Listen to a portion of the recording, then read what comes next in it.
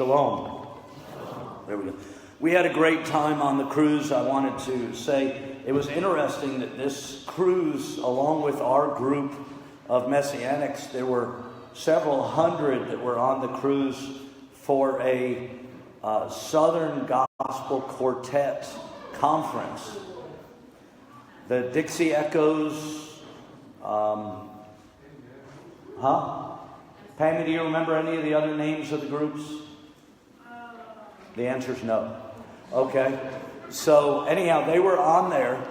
And so I decided, because I have a slight mischievous streak, that I would walk down where they were at one end of the ship in a big meeting room, a showroom, stage area thing. And so I went down there with my kippah on and just sat there, hoping that somebody would come up and share the gospel with me.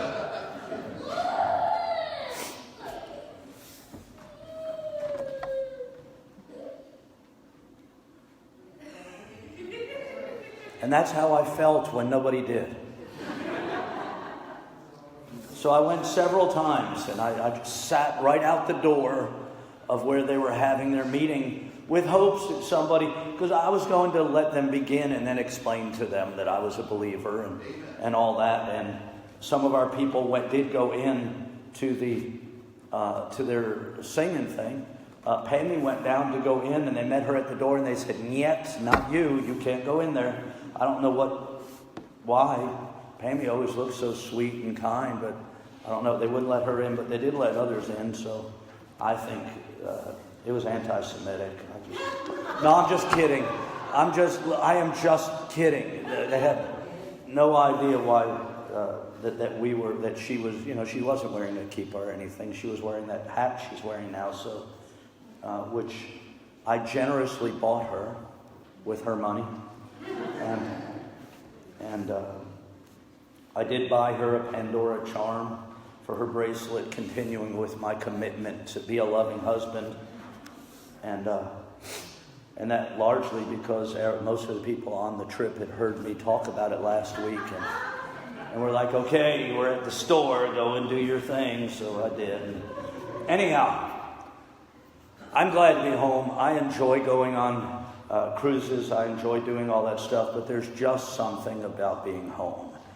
I told Rob last night, I think we ate, and then I went to bed. It was like 8 o'clock. And I told Rob, I said, I'm at an age now where like the most exciting thing I can be told is you get to go to bed early.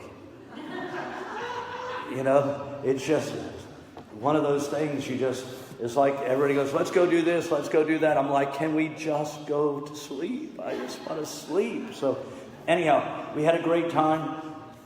This week's Parsha Beshalach, it begins with, and it came to pass when Pharaoh had let the people go, that God led them not through the way of the land of the Philistines, although that was near. For God said, lest perhaps the people repent or turn around when they see war and they return to Egypt. Now I want to point out just a couple of little things. By the way, aren't you appreciating the Hebrew words in the text to do that? I wish I could claim that was my idea. But it was a great idea, and I appreciate them doing that. But I wanted to point out that the word Philistine in Hebrew is the word for Palestinian. That's the same word that's used today for that term, and it's the area that was named by the Romans, not the land of Israel, but the entire region that Rome named Philistia.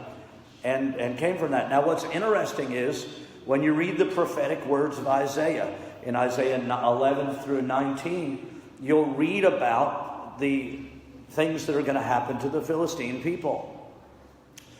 But most people don't realize when they're reading Isaiah that by the time Isaiah came along, there were no Philistine people.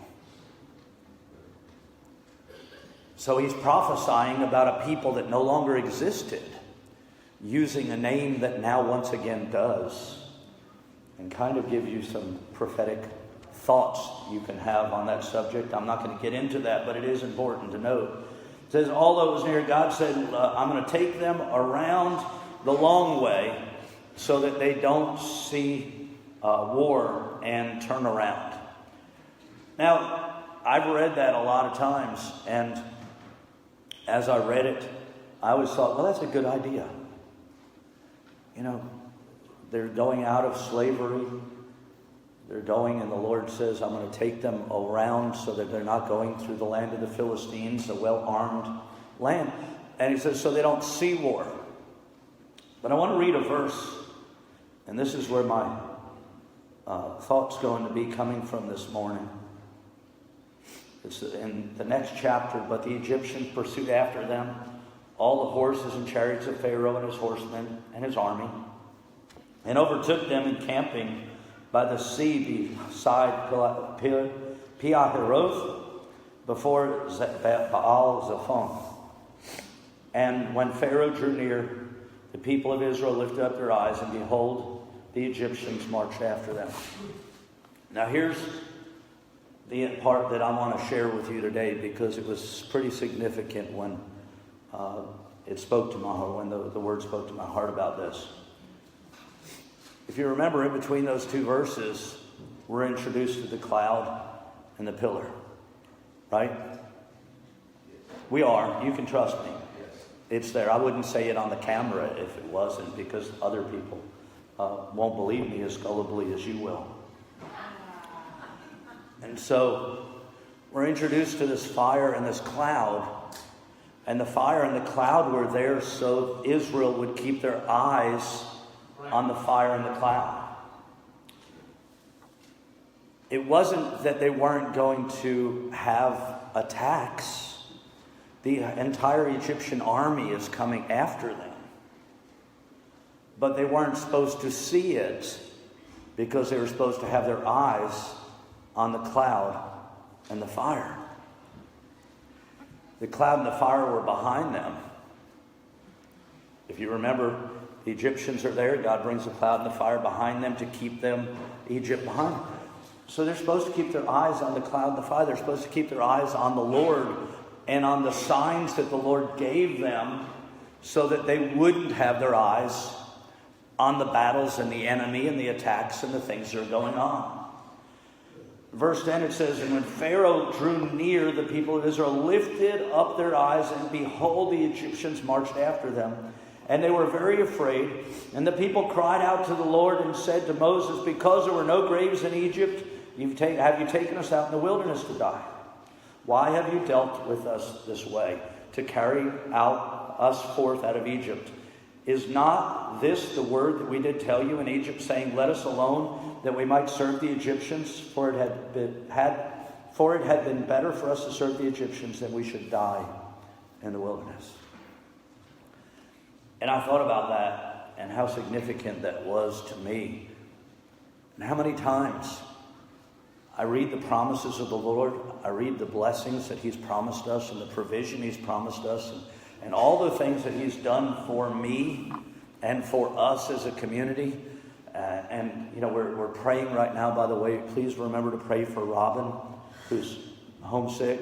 Jerry Raleigh got a diagnosis that I'm not going to say what it is, because I don't agree with what the doctors are saying. I'm praying for healing and a miracle.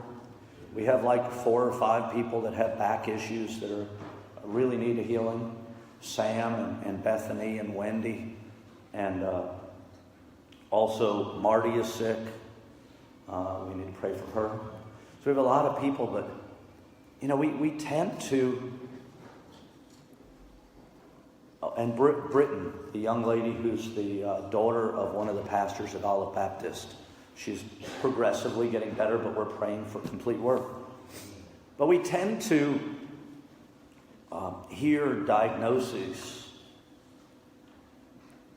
and get our eyes off the Lord and onto the diagnosis. And we act just like the children of Israel. They had just seen all these miracles happen. While they were having a nice lamb dinner, the firstborn of Egypt all died. And now they're leaving with this pillar of fire and a cloud, and the miracles happening, and the waters, all going to part, and all this is going on, and they're going to and in the midst of this, they take their eyes off the Lord and start looking at their problem. And when they do, their first reaction is, I was better off before. I was better off before I started following the Lord. And I've heard people say that. I've heard people go through trials in their life and situations in their life and start saying, I don't know why I ever started for the Lord. King David, when he was writing the Psalms, I don't know, Lord. All my enemies are prospering. Their lives are happy. And they don't serve you. Why are you treating me this way? We get into those pity parties. We get into those moments, but the only time we get into those moments is when we get our eyes off of God. When our eyes are on God, we can't enter into pity parties. Matter of fact, contrary to popular belief, no human being can think about two things at once. It just isn't possible. You can think about things quickly and switch from things back and forth, but you can only think about one thing at a time. It is impossible to be thinking about the blessings of the Lord and your problems at the same time. It's just not a physical possibility. So if you're dwelling on your problems, part of your problem is what you're thinking about, what your eyes are on, what you're looking towards. And so they look and they say, Moses, why are you doing this to us? Everything was just fine when we were serving the Egyptians. I mean, think about this. Their life got progressively worse. They're having to make their own bricks, gather their own grain, do all that. And all of their baby boys were being killed. But everything was just fine under the Egyptians. How easily we forget, and quickly we forget the bondage of this world when a trial comes up. Now I want to say this as I go through this and share this morning, and I honestly don't know how long I'm going to talk, so I'm not going to tell a whole lot of jokes this morning because I don't want to waste the breath on those. Although I have them, and I'll probably share them next week to make up for it. But one of the really important things I want to bring out of these verses is that not one word that we just read changed what God was doing at this moment. Do you understand what I'm saying? Their eyes are off the Lord. They're on the Egyptians. They're on Pharaoh. They're on the army. It's not that they weren't going to see war. They just weren't going to fight war. God was going to fight it for them. But in the midst of their bout and pity party and depression and their eyes being off the Lord and them turning to Moses and saying, this is all your fault. We should have never followed you. We should have never done this. We were better off when they were killing our kids and we were in slavery. Why did you bring us out here to die? Weren't there enough graves in Egypt? In the midst of all that, Moses speaks to them and says, do not fear. Stand still and see the salvation of the Lord, which he'll show to you today. For the Egyptians whom you have seen today, you'll never see them again. In the midst of their most, or moment of least spirituality.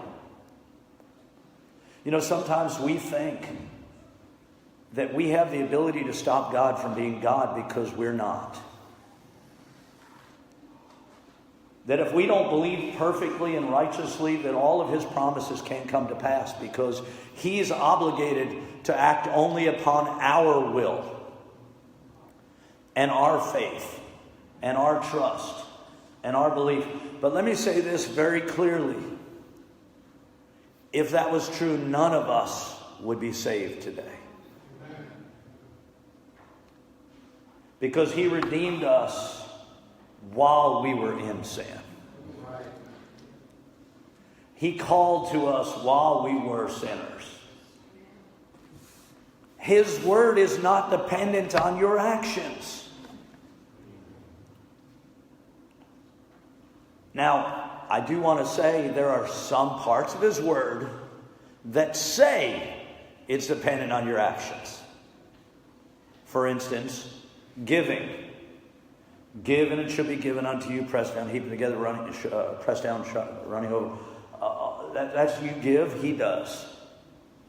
But all of his prophecies about redemption are not dependent upon our perfection. I'm so glad I don't have to be perfect for him to be God. I'm so glad that my actions don't have the ability to diminish the saving and redeeming power of Yeshua. Otherwise, we'd be in a fix.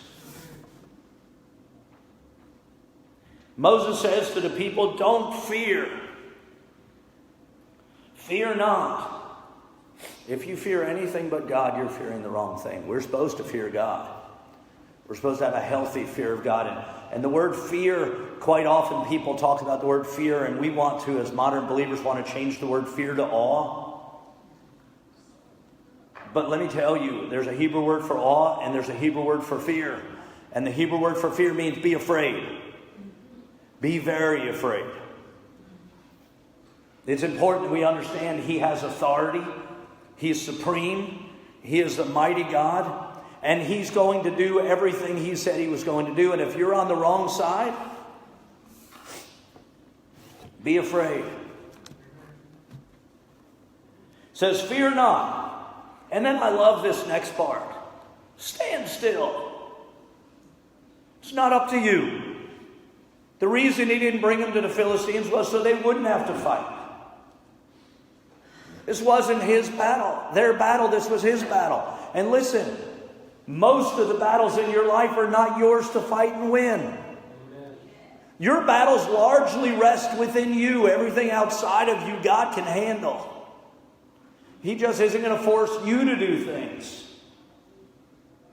Stand still and see the salvation of the Lord, which he's going to show you today. I love Moses' commitment to the absolute. Many of us would have quoted these words by saying, don't fear, stand still and see the salvation of the Lord, because pretty soon, sometime, when it's his will, if it be his will, if he feels like it, maybe this year, maybe next year, but sometime soon, he's going to show you. That's not how Moses spoke. Moses said, today, this is going to happen. For the Egyptians whom you have seen today, you'll never see them again. This is one of the most important statements in today's message. If you fight the battle, you're going to see that enemy again. But if you let God fight the battle and win the victory, that enemy will be destroyed. Yes. You will not fight the battle again. If he wins the victory, it's over with. We tend to fight our battles and get in God's way. And then we do it over and over and over and over. How many of you have fought the battle you fought this week, last week? All the rest of you liars need to go ahead and raise your hand up. How many, whatever you're dealing with right now, how many of you have fought it before? How many of you have been struggling with, I don't want you to raise your hand on these, please, but struggling with family issues, and it keeps rearing its ugly head up over and over again, and you try to solve the problem on your own. Listen, you can't be nice enough, good enough, generous enough to change somebody's heart. Only God can do that. Bribery only works in potty training. And listen, if you try to deal with people and get their hearts to change by bribing them, the exact same result comes forth. As happens in potty training. Verse 14 is one of my favorite verses in the entire Bible. And the Lord shall fight for you, and you shall hold your peace. Now that's the nice Hebrew way to say, and you're just going to shut up. Now I know we're not supposed to say shut up because it's not nice. But that's what he's saying. If you'll just shut up, stand still, quit fearing, you'll see the salvation of the Lord today. And so in the kindest way I can say it, if you want victory today, quit being afraid of whatever it is you're dealing with. I'm afraid they'll never talk to me again. Listen, that annoying person in your life is never going to stop talking to you. It's just, look, they're the people you want to talk to you, they might stop. But annoying people, they're always around. And if they move off, someone else will come and take their place. Right. My children won't love me. If God gets a hold of them, they will. Amen. My kids are caught up in drugs and alcohol. Listen, it doesn't matter how many times you tell them that's wrong. They know it's wrong. Right. And if today you're one of those people caught up in those things, you know it's wrong too. Telling somebody they're a sinner, in most cases, is not new information. Right.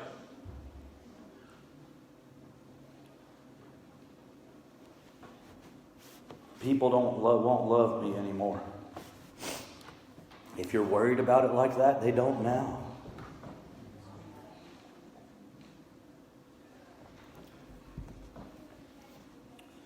Don't fear. Stand still. After you've done all that you need to do yourself, after you get yourself right between you and the Lord, after you repent and ask Him to forgive you for your failures and let Him cleanse you from all unrighteousness, after you place it in His hand and lay yourself on the altar, just stand still. That's all you can do anyhow. I wish I had the ability to scare people into faith. I wish it was something you could do. I would just carry a gun. Say, brother, let me introduce you to the Messiah, one way or the other.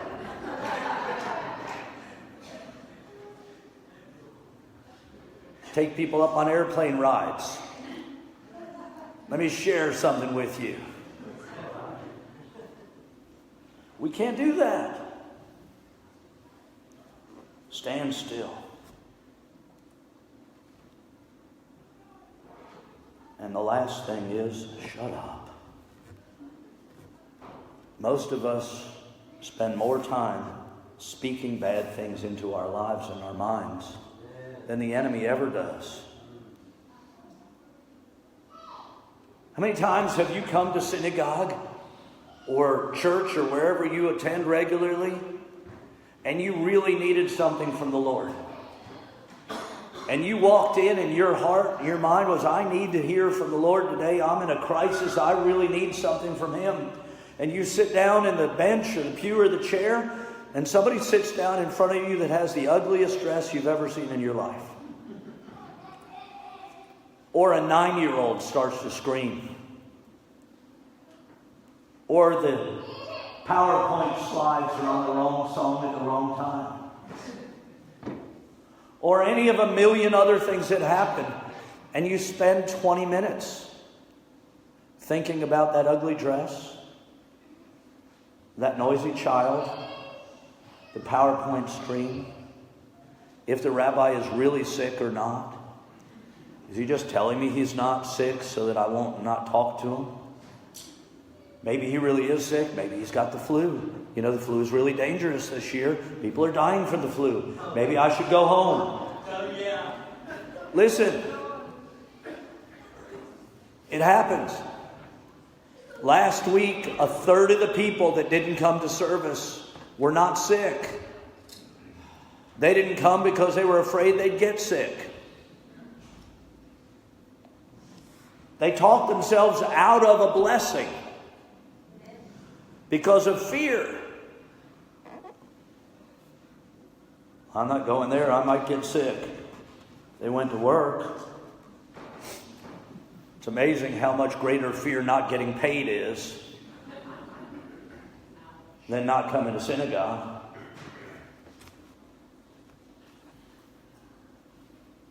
Same group of people that were scared to come to synagogue because of the flu all gathered together to watch a football game the other week. It's amazing the significant power of a football game. No sickness can take place during football. It's impossible to pass germs during the football game. And I'm not anti-football. I watch the game. I like football, not as much as my wife. You guys don't believe me when I say that, but you come to our house when the football's on.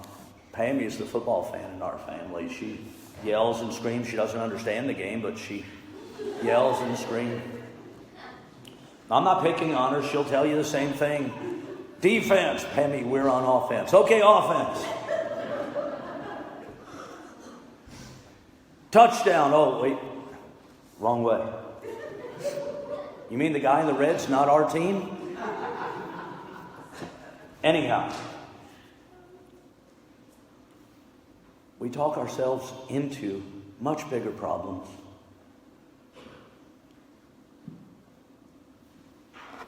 I honestly believe if we would learn to shut up, at least 80% of our problems would go away. At least 80% of the things that we talk ourselves into. How many have walked into a room and everybody in the room got quiet? And your first thought was, they must have been talking about me. Do you realize nobody's talking about you?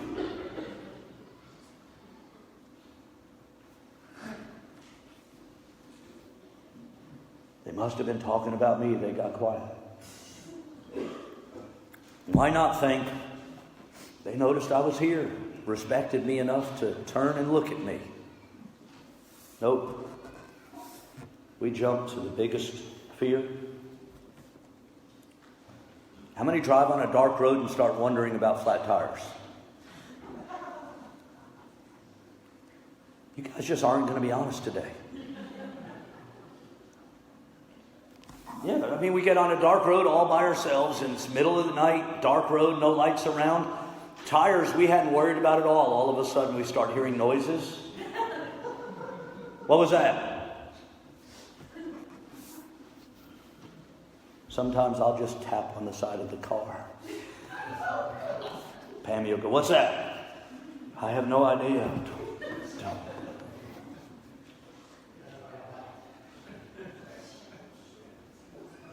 And the Lord shall fight for you, and you shall shut up.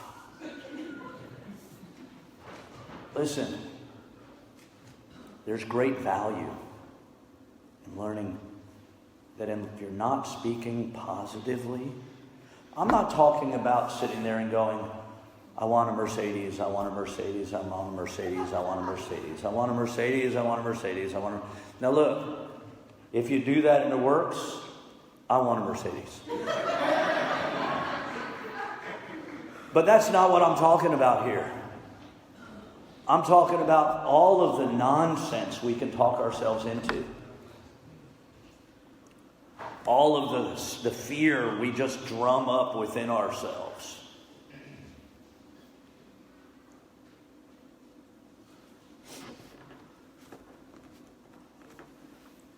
I'm going to say something. If it offends somebody, get over it. There's a lot of people lining up to get flu shots that everybody's already told us are ineffective. And the stuff in them is worse than the flu in many cases. According to what I'm reading things written by doctors. I'm not saying not to get flu shots. I'm saying if you're doing it out of fear, the fear is more dangerous than the flu shot or the flu. Deal with the fear.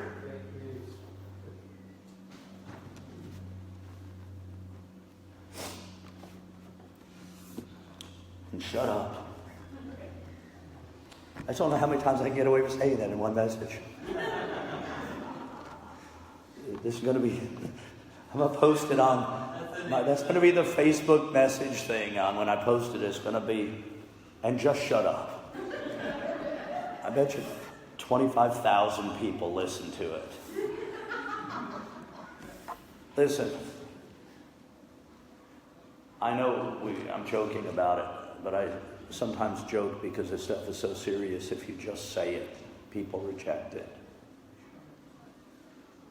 But we would be so much more blessed if we would just learn not to fear. Having done all to stand. And then watch for the salvation of the Lord, knowing that when He defeats the enemy, you will never see it again. I can tell you from my own experience, I was addicted to cigarettes and alcohol. So bad that I would smoke. I started smoking at 8 years old. I smoked till I was 19. I was smoking 2-3 packs a day. When I was in the Navy, we used to joke about how many times we quit. I spent lots of money buying cigarettes after I threw out a whole carton of cigarettes because I was so mad. Because, you know, when I had to run, I was a Sea Air Rescue, so I had to run every day, swim every day. And when you're smoking, it's not really as easy to run and swim, so I wanted to quit. So I would tear up my cigarettes and throw them away, and that next afternoon, I'd go back and buy them again. When I came to faith, I was filled with the Spirit. He took it away. I would drink from when I got off of work until the bar closed. Every day. Every day. Took it away from me. That doesn't mean I don't have a glass of wine every now and then. I do. Mostly when I'm with family or something and they're saying kiddush over wine at the meal.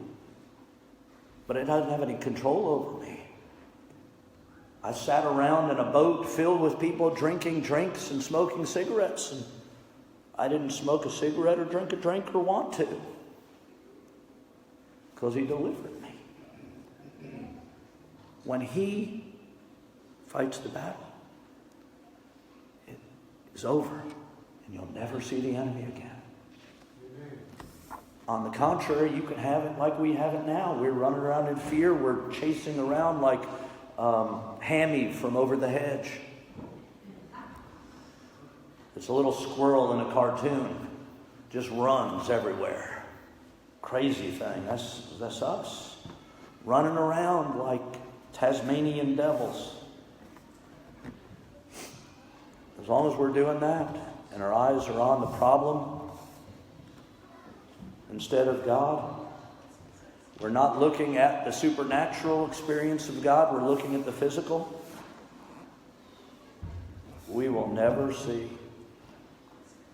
the fullness of what God wants for us. And the key to finding it is not fearing, standing still, watching earnestly for what God is going to do, and then shutting up. Let's all stand.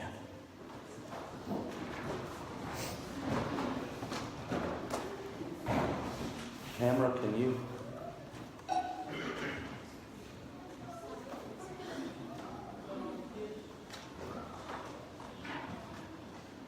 gather together with your loved ones.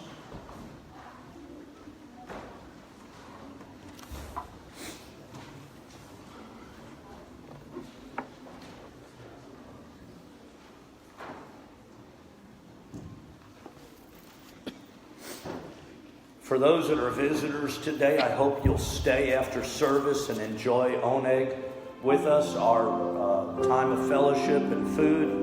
Those that aren't visitors, you can stay also and enjoy yourself, hang out with us. Youth, remember tonight, youth here at the synagogue, not at the Holtz or the Heltz house, here. And then next month, on the first Tuesday of the month, we're beginning our study of the book of Revelation. We're only going to be studying it, the verses in Revelation that teach something that is previously mentioned in the Tanakh. I am not going to tell you what the locust shooting fire out of their mouth is. I'm not going to tell you what the third heaven or the 12th heaven or the 17th heaven looks like. I'm not going to tell you any of that stuff. We're just going to see how much of the book of Revelation is stuff that was already prophesied or spoken in the Tanakh. That'll start on Tuesday evening, the first Tuesday of February. It will be on Facebook Live, so those who can't make it for service Tuesday night can watch it there. And also, if you're watching, if you were blessed by the service, please share the message on Facebook Live. I want the whole world to hear me say, "Shut up." So let's work at that. Yevarecha Adonai v'yishmerecha, Yair Adonai panav alecha v'yichanecha, Yisa Adonai panav alecha v'yasem lecha shalom. May Adonai bless you and keep you. Adonai make his face to shine upon you and be gracious to you. Adonai lift up his countenance upon you and give you peace. B'Shem Yeshua Meshachenu Sar Shalom. In the name of Yeshua, our Messiah, the Prince of Peace.